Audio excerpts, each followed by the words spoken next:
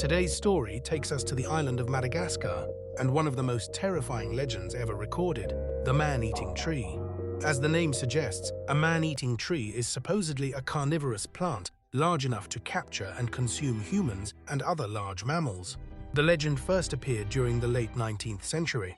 On April 28, 1874, a journalist named Edmund Spencer published an article in the New York World newspaper describing a horrifying tree that could devour people alive. The story caused a massive sensation in America at the time. Later that same year, in October, Spencer published a more detailed version of the story in the South Australian Register newspaper. According to the article, a German explorer named Karl Lischet and his companion Hendrik encountered a primitive tribe known as the Mkodo while traveling through Madagascar. The explorers were supposedly invited to witness one of the tribe's ritual sacrifices.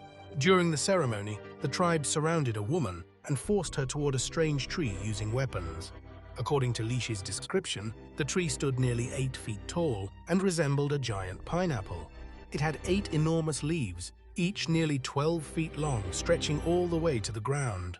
Suddenly, the tree unleashed long vine-like tendrils that wrapped themselves around the woman's body. The giant leaves folded inward, trapping her completely, as the plant slowly crushed and digested her alive.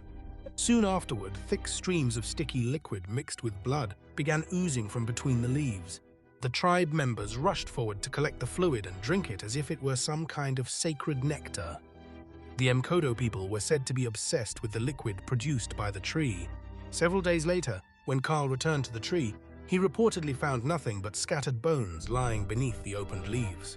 He also claimed to have discovered several similar plants elsewhere on the island, although smaller in size. At the time, newspapers had enormous influence, and because the story was described in such vivid detail, news of the man-eating tree spread around the world like a storm. From the late 19th century into the early 20th century, countless explorers traveled in search of the mysterious plant, but none ever found proof of its existence. Strangely enough, similar stories soon began appearing elsewhere. In 1887, writer Phil Robinson described another deadly carnivorous plant in his book Under the Punka. The plant, known as the Y'ba Fofi, was said to exist in Central Africa and South America. According to the description, it had a short, thick trunk surrounded by long, flexible vines covered in hooks and sharp thorns. Whenever someone entered the plant's reach, the vines would supposedly move like giant snakes, wrapping around the victim.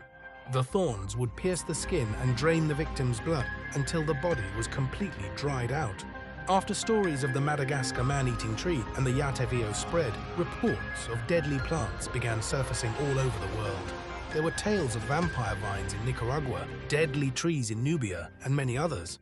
But could plants like these actually exist? As of today, scientists have officially identified more than 600 species of carnivorous plants. The largest known species is the giant pitcher plant, Nepenthes raja, which can grow large enough to trap small mammals such as rodents. However, it still looks very different from the gigantic man-eating trees described in the legends. Another plant often compared to the stories is the Chilean giant bromeliad, Puya chilensis, sometimes nicknamed the sheep-eating plant. This plant can grow over 2 meters tall and is covered in sharp hooks. Animals that get trapped on the spikes may eventually die and decompose, providing nutrients to the plant. But there is no actual evidence that the plant intentionally hunts animals. What makes the man-eating tree stories strange is that many descriptions portray the plants as tree-like organisms, yet their hunting methods resemble an enormous Venus flytrap, something completely unlike any known species of plant on Earth. There are many more stories involving carnivorous trees, and almost all of them are described in remarkable detail. Because of this, many people came to believe giant flesh-eating plants truly existed, but the truth may be far less mysterious. As early as 1888, researchers had already begun exposing the Madagascar story as a fabrication.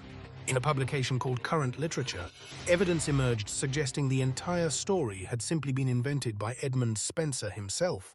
That same year, Spencer even republished the tale under the title Wonderful Stories, The Man-Eating Tree. In later discussions, Spencer admitted that if you wanted readers to feel fear, exaggeration was the best way to achieve it. By the late 19th century, a wave of debunking articles about man-eating trees had already begun spreading across America, continuing well into the 1950s. nearly every major science publication in the United States eventually addressed the legend.